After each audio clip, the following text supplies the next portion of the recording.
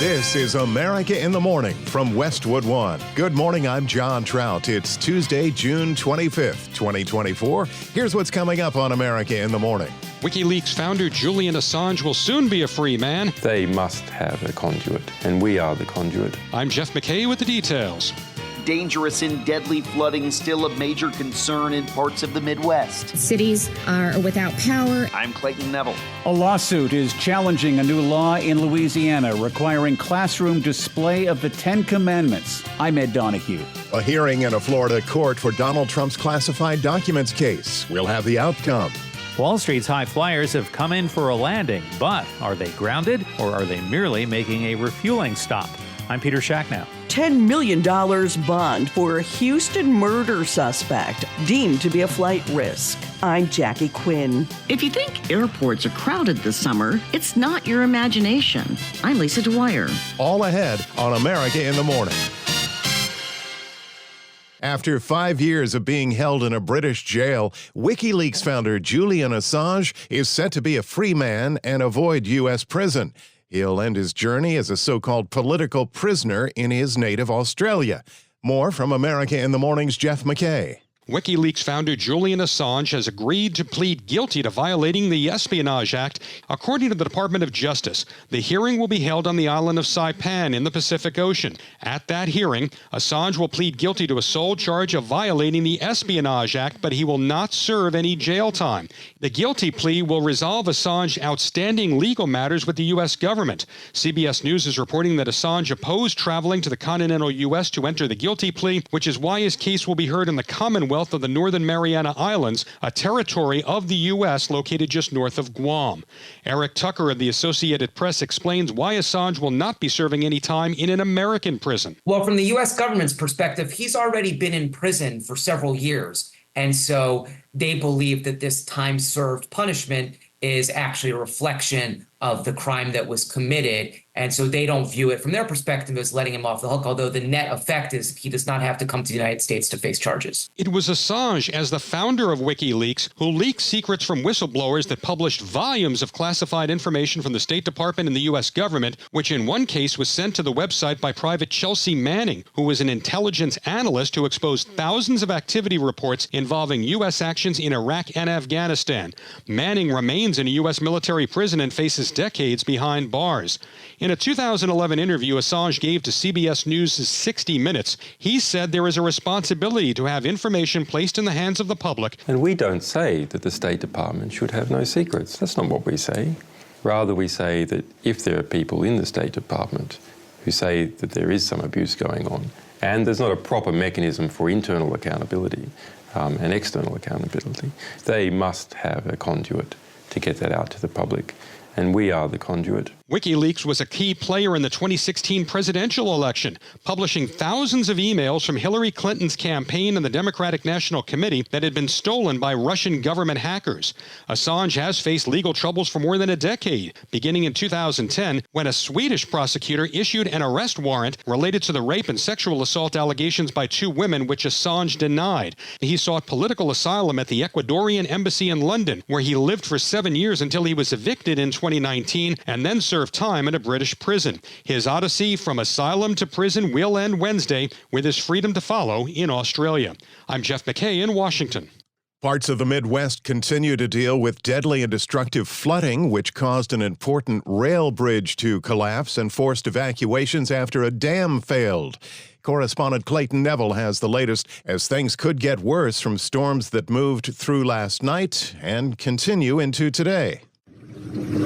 Floods impacting Midwesterners from Nebraska to Minnesota today. 1.5 feet of rain fell over the weekend near Sioux Falls, South Dakota, and a railroad bridge collapsed Sunday night and fell into the Big Sioux River. No injuries reported. South Dakota's governor, though, said one person has died in the floods. Since the weekend rain, roads have been damaged and some businesses destroyed. Hospitals, nursing homes, and other care facilities were evacuated. Cities are without power and some are without drinkable water. Iowa Governor Kim Reynolds warning that the flooding isn't over yet. As the floodwater begins to recede in the far northern communities, we're already seeing them crest. They're starting to come down, but that water will head downstream, and areas to the south are planning for rivers to continue to crest at record levels. That includes the Missouri River, as pointed out by Iowa Homeland Security and Emergency Management Director John Vinson. Everything you see in northwest Iowa is getting dumped into the Missouri River. If you go look at the river gauges in the Missouri, they are going up, and they are going to go up quickly. On the Blue Earth River in Minnesota, water forced its way around the Rapidan Dam, and local officials there warned of its possible failure. In Argyle, Wisconsin, a historic church destroyed by one of several tornadoes that touched down in that state. The Apple Grove Lutheran Church was founded in 1893. That's more than 130 years ago. This is another batch of potentially severe weather, with heavy rain is expected through the day over areas west of the Great Lakes. I'm Clayton Neville. New 10 Commandments law prompts lawsuits. That When America in the Morning continues after these messages.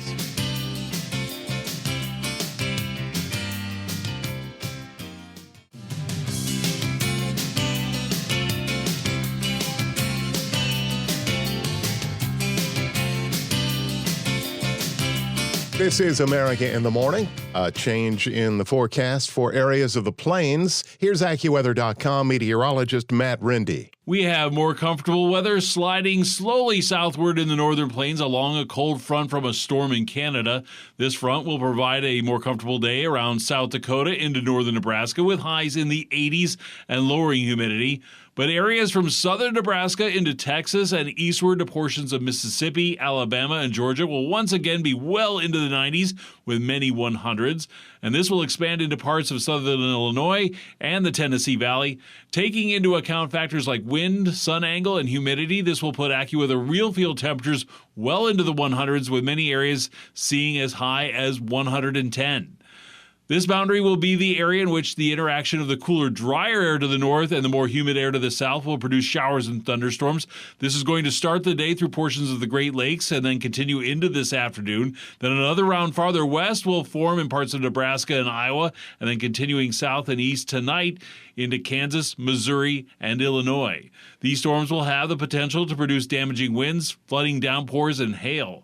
In the Four Corners, it'll be another hot day, and that will extend into California with plenty of sunshine. Highs will be largely in the 90s and 100s. Some of the higher elevations will once again have some thunderstorms this afternoon. 90-degree weather will also build farther north into portions of Idaho, Oregon, and Washington, though coastal areas will remain a little bit cooler. It is also going to turn a little bit warmer again in the Northeast and Mid-Atlantic, with 90-degree weather shifting back into some of the coastal cities, though the humidity will remain lower, so it will not feel as hot. I'm AccuWeather.com meteorologist Matt Rindy. Follow us wherever you get your podcasts. Apple, Spotify, Amazon, YouTube. Just search America in the Morning in your favorite listening app. I'm John Trout. Louisiana Governor Jeff Landry says he was fulfilling a promise, signing into law a requirement that the 10 Commandments be displayed in classrooms. Ed Donahue reports lawsuits have been filed against the plan. Audio courtesy of WBRZ-TV Baton Rouge. The display of the 10 Commandments in every classroom in public, elementary, secondary, and post-education schools in the state of Louisiana. Because if you want to respect the rule of law, you got to start from the original lawgiver, which was Moses. That's right. Amen. All right. God gave, Moses received. That's right. He got his commandments from God. Plaintiffs include parents of Louisiana public school children. This new law doesn't just interfere with my and my children's religious freedom. It tramples on it. Jeff Sims is a Presbyterian minister. He says his kids go to school to learn math, English, science, art. But not to be evangelized by the state into its chosen religion. All state-funded schools from kindergarten through universities in Louisiana will be required to display a poster-sized version of the 10 Commandments in large, easily readable font next year. Parent Josh Rellins is Jewish. The displays distort the Jewish significance of the 10 Commandments in several places and send the troubling message to students, including my kids, that they may be lesser in the eyes of the government. Supporters of the new law say the 10 Commandments have historical significance. I'm Ed Donahue. Federal prosecutors had a tough time presenting a compelling argument for new restrictions on Donald Trump in his classified documents case. U.S. District Judge Aileen Cannon held off on imposing new conditions to the former president's bail on his pending trial. Special counsel Jack Smith requested that Trump's bail be modified to prevent statements that could cause danger for law enforcement agents who worked on the case, coming ahead of the presidential debate on Thursday. Judge Cannon said both sides must present additional evidence by tomorrow to support their arguments. Darling on Wall Street last week, stock plummets this week. When America in the Morning continues after these messages.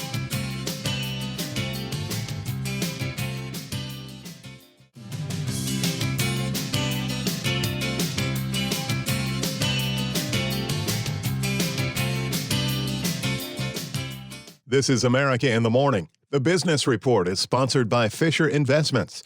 Fisher Investments has a team of specialists in investing, financial planning, estate planning, and more. Learn more at FisherInvestments.com. Futures on the major indexes are higher in overnight trading. With the Tuesday Report, here's CNBC's Peter Schacknow. It was only last week that chip maker and AI bellwether NVIDIA became the world's most valuable company for the first time. But it's now riding a 3-day losing streak with the stock down 13% over that time. And the tech sector in general has seen investors take profits after an impressive 2024 rally. But fear not, says Gene Munster, managing partner at Deepwater Asset Management.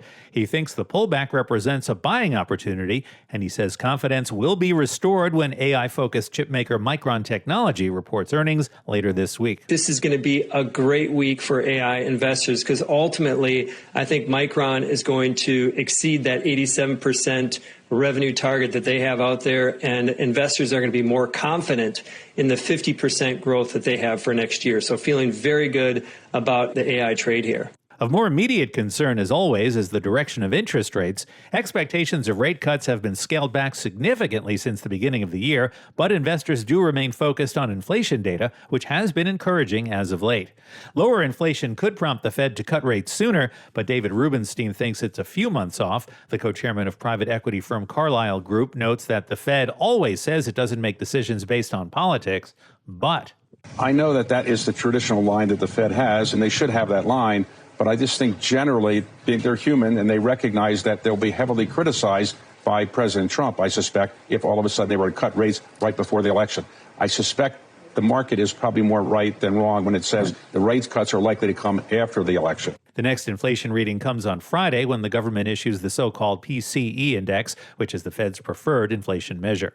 We do have some economic data of note today, with the latest reading on home prices from S&P Case-Shiller and the Conference Board's June Consumer Confidence Index, both out later this morning. We heard about a massive cyber attack for auto dealerships around the country. Are things back to normal now? Well, not quite, although progress is being made. The attack targeted software made by CDK Global, which is used to manage numerous aspects of car selling around the nation. Bloomberg had reported that hackers had demanded millions of dollars in ransom, but CDK did not specify whether it had in fact paid up. Todd Zott, a Detroit dealer who is also president of the Detroit Auto Dealers Association, says retailers are soldiering on as best they can. It's a major inconvenience when this is down. As auto dealers, we're a resilient bunch, and we do have many systems that are up and running. We'll have a little bit of catch up once the system comes back online. We're open for business today. We're selling cars. We sold a lot of cars over the last 5 days, and we'll be open selling cars today. Zott says among the methods used by dealers to substitute for the hacked software, good old-fashioned paper and pencil. Yes, take that, AI. CNBC's Peter Schacknow with Tuesday Business. Well, next, judge orders multi-million-dollar double-digit bond for suspected murderer. When America in the Morning continues after these messages.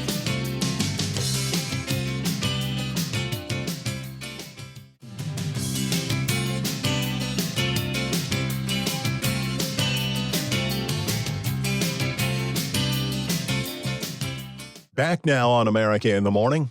A judge exceeded even the prosecutor's request, setting an extremely high bond in a murder case for one of the two suspects in the death of a 12-year-old Houston girl. Correspondent Jackie Quinn has details.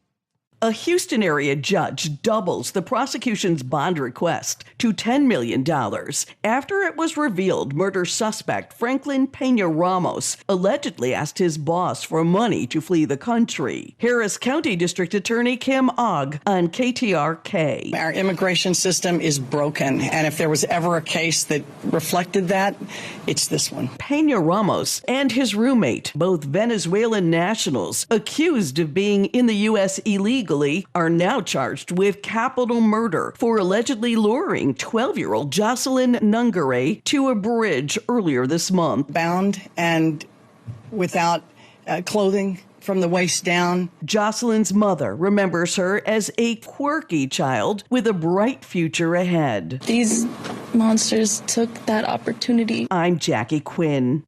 Pack your patience if you're taking to the skies in the coming days. Correspondent Lisa Dwyer reports that the TSA says it screened a record number of people over the weekend, with even bigger crowds on the way. The Transportation Security Administration says it screened a record number of travelers on Sunday, just under 3 million people. The TSA expects to break the 3 million mark on Friday, as many Americans get an early start on their July 4th travel plans. The TSA expects to screen more than 32 million people between Thursday and July 8th. Airlines for America, a trade group representing the largest U.S. carriers, predicts that air travel this summer will rise 6.3% over last year. I'm Lisa Dwyer. America in the Morning for Tuesday, June 25th, 2024 is produced by Jeff McKay.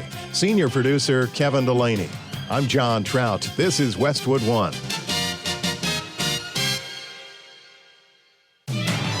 This is America in the Morning from Westwood One. I'm John Trout. Coming up this half hour. Preparing for a highly anticipated debate. I'm Clayton Neville. Democrats are blaming Donald Trump for rolling back women's reproductive freedoms. Donald Trump is guilty. Sagar Meghani, Washington. The United States Supreme Court agrees to hear a case on the constitutionality of transgender care bans for minors. I'm John Stolness in Washington.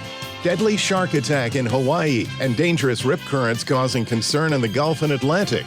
Signing for a new car? You may have to press hard to get through the carbon copies. I'm tech correspondent Chuck Palm. This week, the new inductees in the Hollywood Walk of Fame were announced. I'm Kevin Carr. Back after these messages.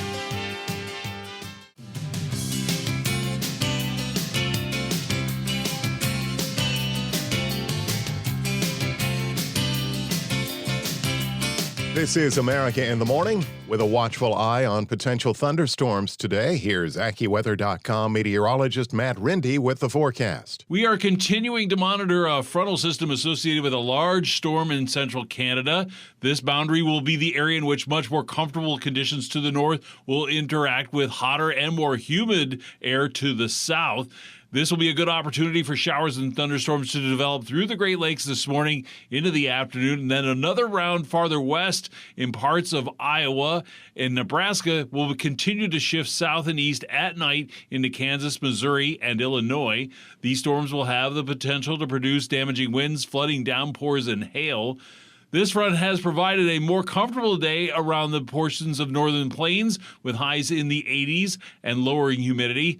But farther south in Nebraska into Texas and eastward to portions of Mississippi and Alabama and Georgia will all once again be well into the 90s with many 100s. And this will expand into parts of southern Illinois and the Tennessee Valley. Taking into account factors like wind, sun angle, and the humidity, this will put AccuWeather real field temperatures well into the 100s, with many areas reaching as high as 110.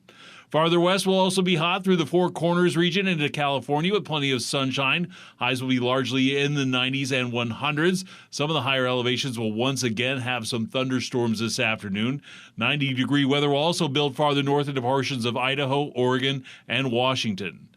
It will be a hot day in Bend, Oregon with plenty of sunshine and a high of 94. South Bend, Indiana will have clouds and sun and a thunderstorm or two, some of which could be heavy with a high of 92. That's the nation's weather. I'm AccuWeather.com meteorologist Matt Rindy. Don't forget you can follow us wherever you get your podcasts, Apple, Spotify, Amazon, and YouTube.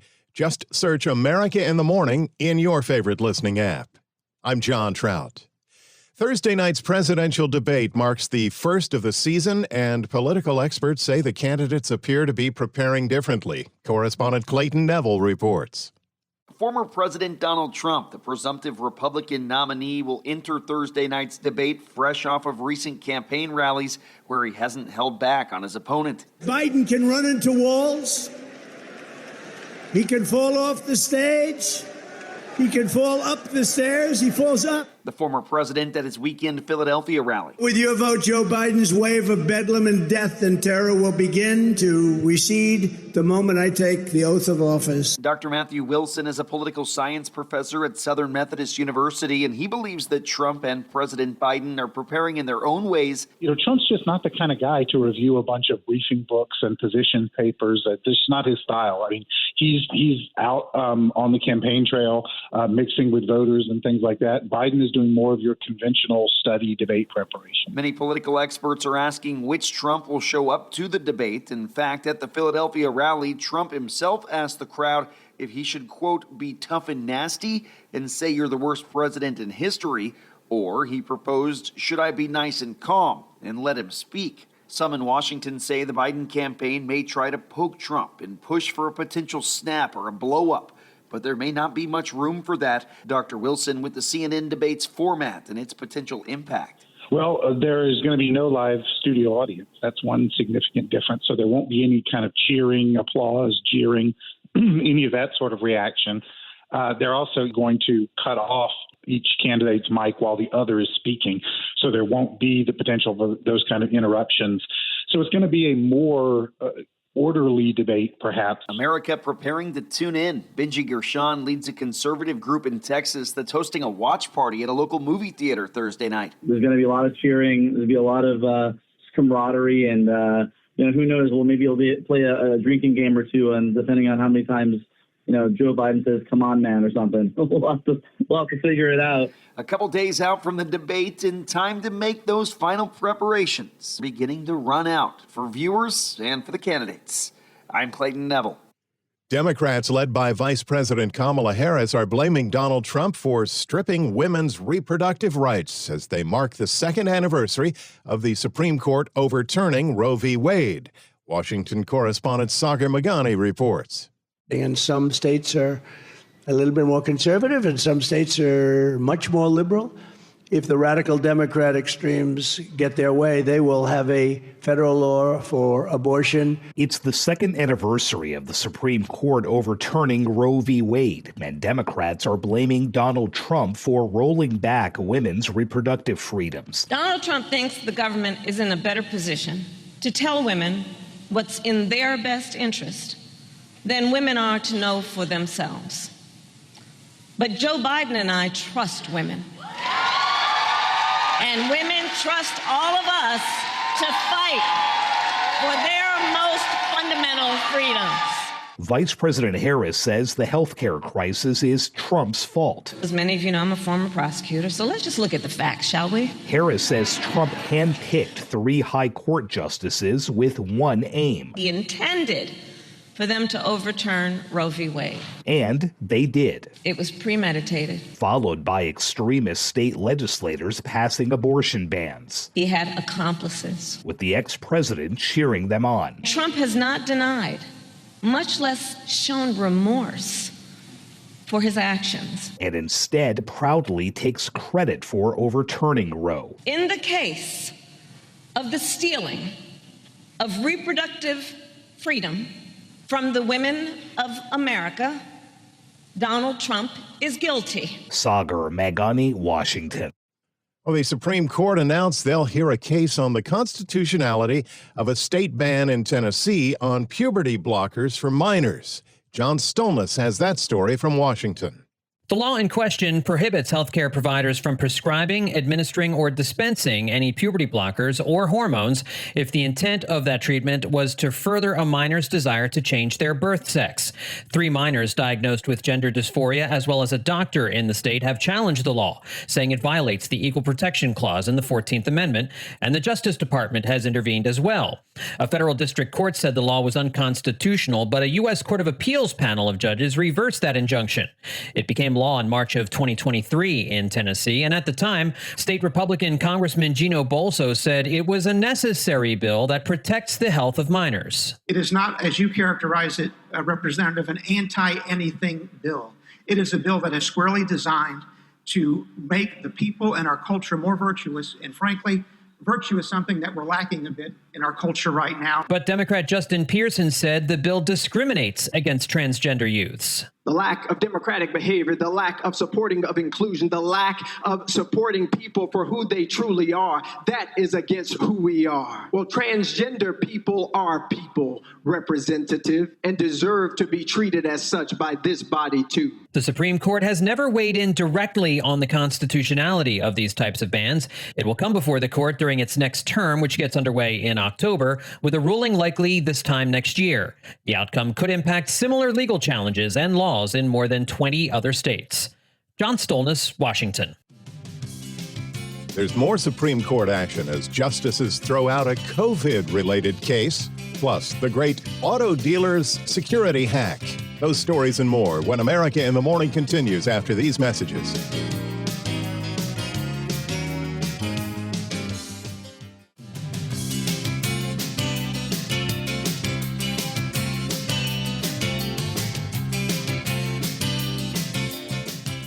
I'm John Trout. Welcome back here with America in the Morning. Tragedy in the Hawaiian Islands where a shark attack kills a lifeguard out surfing. The story from correspondent Julie Walker. 49-year-old Tamayo Perry was surfing off the island of Oahu near Goat Island in Hawaii on Sunday afternoon when officials say he was attacked by a shark and killed. Tamayo's personality was infectious, and as much as people loved him, he loved everyone else more. Tamayo Perry was a lifeguard loved by all. That audio courtesy KITV. Perry was a lifeguard, world-famous surfer, and part-time actor. According to his IMDb page, he had roles on the small and big screen, including an uncredited part in Pirates of the Caribbean and the movie Blue Crush. What's up, Tamayo? Hey, how's it, girls? This was the second shark attack on the island this month. The previous one was not fatal. I'm Julie Walker. Around the continental U.S., dangerous rip currents have caused as many as 8 deaths in the past 5 days along a stretch of the Gulf Coast between Alabama and northern Florida. The dangerous waters are also causing trouble in the Atlantic. There have been more than 140 rip current rescues in the past week in North Carolina. From Long Island and New Jersey down to Florida, there have been reported rescues of swimmers getting caught up in the dangerous current. In Florida, a couple who was vacationing with their 6 children was swept out by the current. The parents both died, while 2 of their teenagers were able to be saved. Police report that people should never go into the water where lifeguards are not present, watch for beach warnings before entering the water, and attempt to swim parallel to that current. In the waters of the Chesapeake Bay, the cargo ship that caused the deadly bridge collapse in Maryland that also shut down the port of Baltimore for weeks is moving again. Correspondent Rita Foley reports. Dolly, the cargo ship, left Baltimore for Virginia, where it'll be repaired nearly 3 months after it lost power and crashed into one of the Francis Scott Key Bridge's supporting columns, causing the bridge to collapse. You may remember that the ship lost power on March 26th, shortly after leaving Baltimore, and crashed into the bridge, killing 6 construction workers. The National Transportation Safety Board is investigating, and the FBI launched a criminal investigation. Meanwhile, members of the Dolly's crew are allowed to head home, but they have to be available for depositions. Officials hope to rebuild the bridge by 2028. I'm Rita Foley. The U.S. Supreme Court declines to hear 3 COVID vaccine-related cases, including 2 brought by the anti-vaccine group founded by independent presidential candidate Robert F. Kennedy Jr. Correspondent Jackie Quinn has the story. The High Court has upheld a Connecticut law requiring students to receive certain immunizations before they can start in school. There are some medical exemptions under Connecticut law, and there used to be religious exemptions, but the state took that away in 2021 during the pandemic. There were concerns over an increase in religious exemption requests as vaccines became a hot-button issue and vaccination rates in schools were dropping. A group called We the Patriots USA led a court challenge, saying removing the religious exemption showed a hostility to religious believers and jeopardized their rights as parents. 2 lower courts rejected their lawsuit, and the U.S. Supreme Court is allowing the Connecticut law to stand. I'm Jackie Quinn. Lower courts had dismissed the challenges, and the Supreme Court let those decisions stand. Thousands of auto dealers are falling back to good old carbon copies to sell cars as they suffer through a cyber attack. Tech correspondent Chuck Palm brings us the latest. A massive ongoing cyber attack has taken out the auto industry's technology provider, CDK. The outage has impaired CDK's dealer management software that's used to complete deals, track store profitability, and monitor employee compensation. Cyber intelligence analyst at the security firm Recorded Future has said that a hacking group called Black Suit is behind the cyber attack. One of the nation's largest auto groups, AutoNation, has said that the outage was disruptive and has adversely impacted their business, although they remain open and continue to sell, service, and buy vehicles. Other dealerships have reported slowdowns in processing new car purchases, but they believe they will still be able to deliver vehicles after finding a way to use paperwork again. Late last week, Bloomberg News reported that a group of hackers claiming responsibility for the attack has demanded millions of dollars in ransom to put an end to the attack. Bitcoin down nearly 8% today, but did recover to just over 60,200. Comment at allthetoptech.tech. I'm Chuck Palm. With a check of sports, America in the Morning's Robert Workman is in. The Florida Panthers are Stanley Cup champions for the first time in team history. They defeated the Edmonton Oilers 2-1 to take Game 7 of the finals last night. The teams exchanged first-period goals. Then Sam Reinhart put the home team up late in period 2. Sergei Bobrovsky made 23 saves. Edmonton's Connor McDavid, who had 42 points in the postseason, just 5 off Wayne Gretzky's record, won the Conn Smythe Trophy as playoff MVP. He's just the second skater to do that for the losing team in the final. The AHL title was also decided last night as the Hershey Bears edged the Coachella Valley Firebirds in overtime. That's the top farm club of the Washington Capitals, beating that of the Seattle Kraken for a second straight year. Number 1 Tennessee won its first College World Series title, holding off number 3 Texas A&M 6-5 in the decisive Game 3 of the final series in Omaha. Dylan Dreiling homered for the third time in the finals and drove in 3 runs, earning series most outstanding player. I just won a national championship, so I could have went 0 for 15 this whole week, and I would be just as happy as I am right now. That makes 5 consecutive College World Series titles for the SEC by 5 different schools. In the majors, the Phillies trampled the Tigers 8-1, basically with just 3 guys. Bryce Harper homered and drove in 5 runs. Alec Boehm went deep and drove in 3. Aaron Nola went 7 strong innings. And all 3 were in on a triple play in the 3rd inning. Philadelphia has the best record in the bigs. The Guardians are the top team in the American League. They edged the Orioles 3-2 for their 6th win in a row. Jose Ramirez went deep. Baltimore has lost its last 4. Dodgers shut out the White Sox 3-0. James Paxton and the Twisters with a 5-hitter. Padres scored 4 in the bottom of the 10th to trim the Nationals 7-6. Jurickson Profar, maybe the comeback player of the year so far, bounced one over the wall in center with the bases loaded to end it. Giants got 3 in the bottom of the 9th to tip the Cubs 5-4. A walk-off walk ended it. And the Red Sox rallied past the Blue Jays 7-6. Jaron Duran with an RBI single in the bottom of the 9th. Rays scored 3 in the 8th to drop the Mariners. Rhys Hoskins' 6th inning go-ahead grand slam boosted the Brewers over the Rangers. Wins for the Reds, Angels, Royals, and Cardinals. That's Tuesday Sports. Thank you. When we return on America in the Morning, U.S. State Department turns to YouTube for diplomacy. After these messages.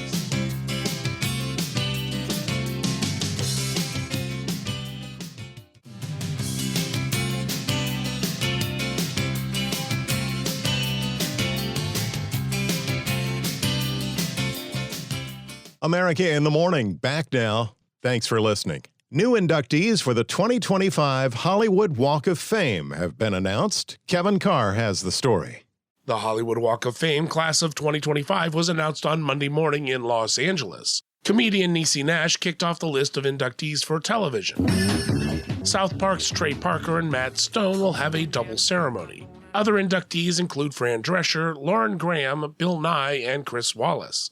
Nash got quite excited for some of the inductees she knew personally. Courtney B. Vance! Ah! Oh my God! I work with this girl too, Molly Shannon. Sherry Shepherd! Grammy-winning producer Jimmy Jam announced the names for recording.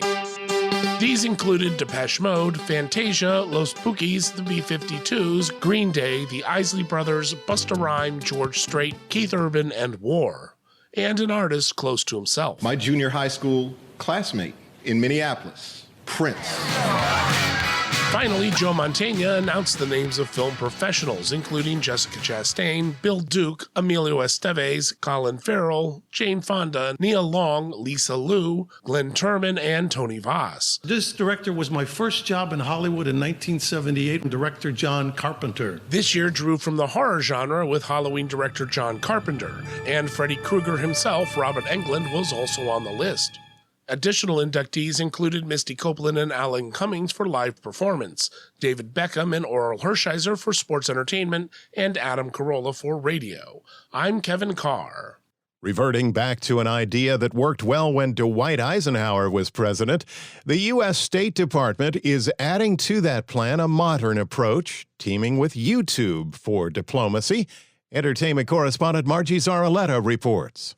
In the 1950s, the State Department sent jazz musicians like Louis Armstrong and Dizzy Gillespie overseas to promote U.S. culture.